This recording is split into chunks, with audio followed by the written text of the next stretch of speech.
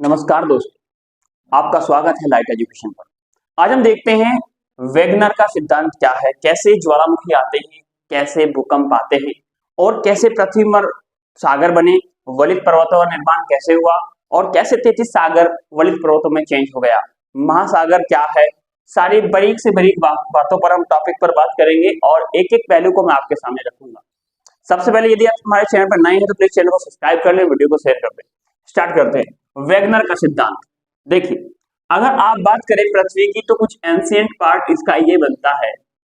पृथ्वी गोल तो आपकी है नहीं, तो इस प्रकार से है, तो ये दो भागों में बटी हुई है।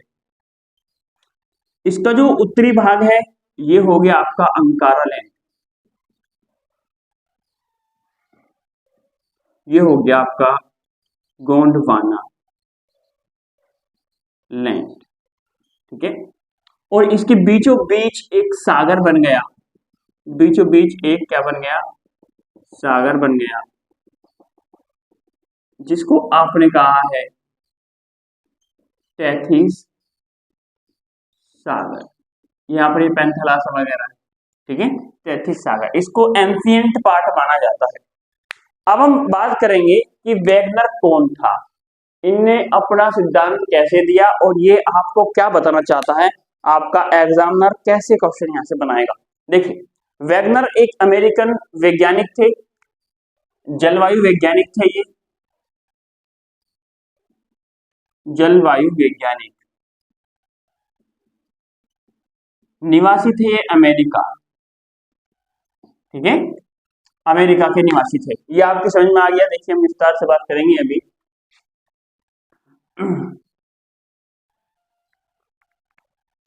अमेरिका के क्या थे, जलवायु वैज्ञानिक थे। दूसरी बात, 1912 में इन्होंने सिद्धांत दिया, ये भूविस्थापन का सिद्धांत कहा गया, भूविस्थापन का सिद्धांत कहा गया। कैसे पृथ्वी दो भागों में टूट गई और किस क्या कारण रहा कि वो टूटी। देखिए, माना जाता है, मान के लिए एग्जांपल मैं आपको समझाऊं, ये इस प्रकार समझिए, ये आपका हो गई पृथ्वी, ये सिर्फ समझाने के लिए, वरना इमेज ऐसी नहीं है, और ये हो गया आपका चंद्रमा, ठीक है। अब ये माना जाता है क्रिस्टेशियस युग में, क्रिस्टेशियस युग में पृथ्वी से चंद्रमा जब अलग हुआ तो पृथ्वी को एक जोर का झटका लगा, जिसके कारण पृथ्वी दो भागों में टूट गई, ठीक है, दो भागों में टूट गई। अब वो दो भागों में टूट गई, तो जब पृथ्वी दो भागों में टूट गई तो ऊपरले वाला जो भाग बना वो बना अंकारा, अंकारा लैंड, और ये वाला जो भाग बना ये बना गोंडवाना लैंड, और बीच में इसके एक सागर बन गया, जिसको अभी मैंने आपको बताया, इसको कहा हमने तैथिस सागर, तैथिस सागर, ये था भाग। लेकिन अभी पृथ्वी दो भागों में टूटी है, एक उत्तरी भाग और एक दक्षिणी भाग, है ना, बीच में सागर आ गया। लेकिन आप देख पाओगे यहाँ पर भी प्लेन, जो पृथ्वी है आपकी, यहाँ पर भी थोड़ा थोड़ा यहाँ पे ये टूटी हुई है। ये अगर आपसे पूछा जाए कि वेगनर, जो वेगनर है, अल्फ्रेड वेगनर है, वे अपने सिद्धांत को लेकर कितने पॉजिटिव थे या वे कहां पर फेल हो गए, वेगनर किस बात को नहीं बता पाए, अपने मिशन में वो किस लिए फेल हो गए, ध्यान रखिए। वेगनर ने कहा, जब वेगनर से पूछा गया कि बताइए जो पृथ्वी की ऊपरी परत है ये किस बल से टूटी, ये टुकड़े क्यों हैं, कैसे टूटी है, तो वेगनर बताते हैं कि जो पृथ्वी की ऊपरी लेयर है वो उत्प्लावन बल से टूटी, उत्प्लावन बल, ठीक है, कैसे, उत्प्लावन बल से टूटी, जो कि गलत है। अब इसको ठीक करने के लिए एक वैज्ञानिक आते हैं, उनका मैं नाम ले रहा हूं, उन वैज्ञानिक का नाम है होम्स। उन्होंने अपना सिद्धांत दिया है, उन्होंने अपना सिद्धांत दिया है। अब आ गए हैं होम्स, होम्स वैज्ञानिक हैं, इसीलिए इनके नाम से इन्होंने नाम दिया अपने इस प्रिंसिपल्स का, होम्स का तरंग सिद्धांत, होम्स का तरंग सिद्धांत क्या है, ठीक है। चलिए, होम्स का तरंग सिद्धांत कैसे, होम्स ने क्या बताया, होम्स ने बताया जो ये आपकी जो पृथ्वी है इसमें कुछ रेडियो एक्टिव पदार्थ है, रेडियो एक्टिव एलिमेंट्स हैं या पदार्थ हैं, ठीक है, जो अल्फा बीटा और गामा के रूप में है। अल्फा बीटा गामा के रूप में क्या है, इसमें रेडियो एक्टिव पदार्थ आपकी क्या है, इस पृथ्वी के अंदर है। जब ये पदार्थ है ये डिक्लाइन होते हैं, इनका क्षय होता है। जब ये अल्फा बीटा गामा पदार्थ टूटते हैं, ये क्षय होता है इनका, तो इनसे कुछ ऊर्जा निकलती है, ठीक है। जब ये टूटेंगे तो कुछ ऊर्जा निकलेगी, और मान के चलिए पदार्थ यहाँ है, कुछ ऊर्जा निकलेगी, और ऊर्जा निकलेगी तो एक स्थान से दूसरे स्थान पर जाएगी, तो ये परस्पर दबाव डालेंगी। तो माना जाता है होम्स के तरंग सिद्धांत के अनुसार कि ये तरंग सिद्धांत जो था वो सही था, क्योंकि यहाँ से ऊर्जा निकली और इसने प्लेटों को तोड़ना शुरू कर दिया, ठीक है। तो होम्स का तरंग सिद्धांत ये यहाँ पर सही साबित हुआ। तो वैगनर का फेल होने का कारण क्या था कि वह उस बल को नहीं बता पाया जिससे जो पृथ्वी की ऊपरी लेयर थी वो कितने भागों में टूटी और किस बल से टूटी, इसलिए वो वहां फेल हो गया। अब हम बात करते हैं प्लेट टेक्टोनिक। जी हाँ, प्लेट टेक्टोनिक सिद्धांत क्या है, उसके आधार पर प्लेट कितने प्रकार की होती हैं और कौन कौन सी प्लेट इस पृथ्वी के अंदर क्या करती हैं। क्वेश्चन बैक टू बैक आता है, चलिए देखते हैं प्लेट टेक्टोनिक सिद्धांत क्या है।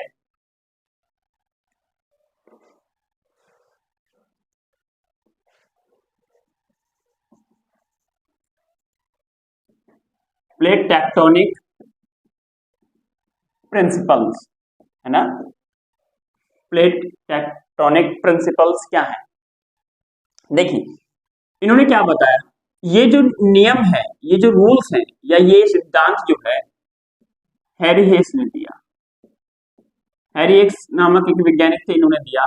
इन्होंने बताया कि प्लेट आपस में मूव करती हैं, प्लेट आपस में मूव करती हैं, तो टकराती हैं या वे एक दूसरे के विपरीत जाती हैं या वे समांतर जाती हैं, तो यानी वे मूव करती हैं। और मूव करती हैं तो वो किस प्रकार से मूव करती हैं, क्या क्वेश्चन आने की संभावनाएं हैं? बिल्कुल जी, यहीं से क्वेश्चन बनेगा, आप गौर करिएगा। अब प्लेट टेक्टोनिक के आधार पर प्लेट 3 प्रकार की होती है। कितने प्रकार की? 3। कौन कौन सी? देखिए सबसे पहली जो प्लेट मिलेगी आपको, सबसे पहली वो मिलेगी आपको अभिसरण प्लेट, अभिसरण प्लेट। दूसरी मिलेगी आपको अपसरण प्लेट, और तीसरी मिलेगी आपको समांतर प्लेट। 3 प्रकार की ये आपकी प्लेट हैं। अब क्या क्या ये प्लेट करती हैं और क्या क्या नहीं करती, समझिए इनको। अभिसरण प्लेट, अपसरण प्लेट और समांतरण प्लेट, कैसे प्लेट काम करती है। अब जो इसमें अभिसरण प्लेट है, मैं एक एक को आपको एग्जांपल से समझाता हूं। सबसे पहले हम देखते हैं अभिसरण प्लेट। अभिसरण प्लेट देखिए क्या होती है।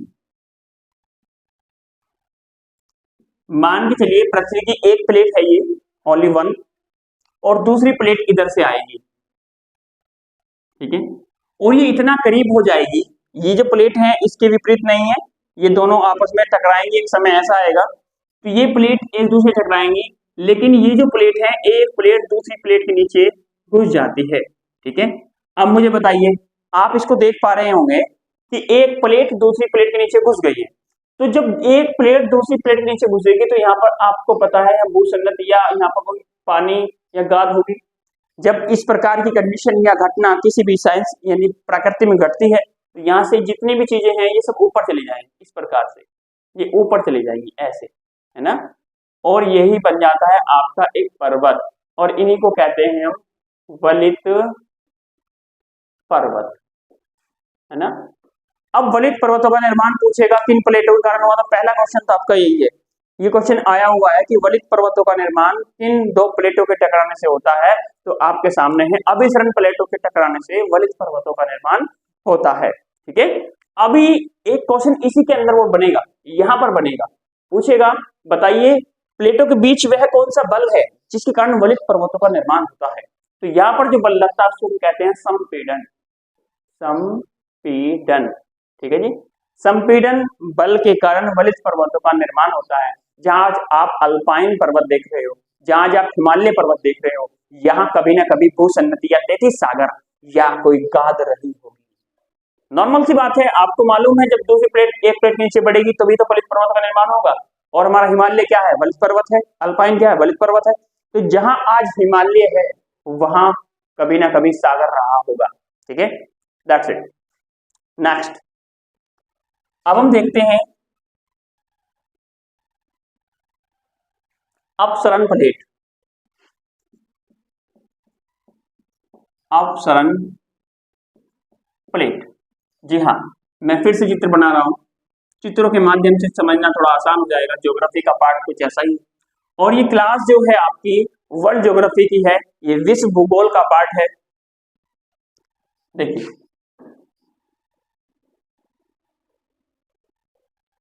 जब दो प्लेट, आप इसकी थ्योरी आप बना सकते हैं। मैं इसको थोड़ा और नजदीक कर दूं। देखिए, अब इसकी थ्योरी क्या बनेगी? जब दो प्लेट एक दूसरे के क्या है विपरीत जाती है। समझिए, ये दो प्लेट बिल्कुल ऐसे लगी हुई हैं, बिल्कुल सेम। अब ये हल्का सा हटेंगी तो फर्स्ट स्टेप में हल्का सा क्रैक होती है, जैसे हड्डियां क्रैक हो जाती हैं, है ना। तो फर्स्ट स्टेप में क्रैक होगी और दूसरे स्टेप में इसमें फ्रैक्चर आएगा और तीसरे स्टेप में ये भ्रंश बन जाता है, जिसे भ्रंश घाटी होती है।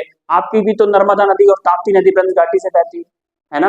हालांकि अफ्रीका के अंदर सबसे बड़ी भ्रंश घाटी है। तो आप समझिए, अगर इसका फर्स्ट स्टेप होगा, अगर इसका फर्स्ट स्टेप होगा तो इसमें ये क्या होगी? ये हल्की सी क्रैक होगी। ठीक है, अभी फर्स्ट में क्रैक होगी तो इसमें सेकंड पार्ट भी लगेगा, तो सेकंड पार्ट में क्या हो जाएगा? इसमें थोड़ा फ्रैक्चर आ जाएगा। ठीक है, फ्रैक्चर। अब इसमें थोड़ा और प्रेशर लगेगा और प्रेशर लगने के बाद ये हल्का सा इससे दूर हो जाएगी और दूर होने के बाद ही इसमें बनता है भ्रंश। क्या बनता है इसमें? और भ्रंश, भ्रंश घाटी बनती है। दो प्लेटों के दूर हो जाने पर अगर पूछेगा आपसे कि भ्रंश कब बनता है, जब अपसरण प्लेट दो आपस में एक दूसरे से दूर हो जाती हैं तो भ्रंश बन जाता है। अब पूछेगा सबसे बड़ी भ्रंश घाटी कहाँ है, तो ये अफ्रीका में मिलेगी आपको। अफ्रीका में सबसे बड़ी भ्रंश घाटी आपको मिलेगी। अब क्वेश्चन तो बनेगा नहीं, अब क्वेश्चन तो इंडिया से बनता है। अब पूछेगा बताइए भ्रंश घाटी से भारतीय नदियों का नाम बताइए जो बहती है, तो आप बता देंगे एक तो नर्मदा हो गई, प्लस एक हो गई आपकी ताप्ती। ये दोनों ही नदी भ्रंश घाटी से बहती है। ठीक है, आगे बढ़ते हैं। ये हुई आपकी अपसरण प्लेट। अब हम बात करते हैं समांतर प्लेट की। समांतर प्लेट कैसे काम करती है और किस प्रकार से आपका एग्जामिनर तुमसे क्वेश्चन पूछेगा। समांतर प्लेट, जी हाँ, देखिए, जब दो प्लेट एक समांतर मूव करती है, ये देखिए दो प्लेट समानतः मूव कर रही है, एक समान मूव कर रही है, तो ही प्लेट, ठीक है, एक साथ मूव करना प्लेटों का। अब ये एक साथ मूव कर रही है, अगर ये टकरा भी सकती हैं, लेकिन जब ये टकराएंगी तो ज्वालामुखी आएंगे या भूकंप आएगा। तो क्वेश्चन बनाना आपसे पूछेगा निम्नलिखित में से कौन सी प्लेटों के टकराने से ज्वालामुखी आते हैं या भूकंप आते हैं। तो ऑप्शन में आपको देगा अभिसरण, समांतर या अपसरण, तो आप लिख देंगे समांतर प्लेटों के टकराने से ज्वालामुखी और या भूकंप आते हैं। ठीक है, आप इसको समझिए, जब भी टकराते हैं तो इससे टकराने से क्या आएंगे? या तो भूकंप आएंगे या ज्वालामुखी आएगा। अभी ज्वालामुखी क्या है, नेक्स्ट वीडियो में इस टॉपिक पर मैं चर्चा करूंगा विस्तार से, क्या होता है ज्वालामुखी और क्या होता है ज्वालामुखीयता, क्या होता है मैग्मा। ठीक है, नेक्स्ट वीडियो में इससे मिलेंगे। भूकंप पे भी मैं वीडियो बनाऊंगा अलग, लेकिन ये इस प्लेट के अंदर दोनों घटनाएं हो जाती है तो इसलिए मैं समझा रहा हूँ।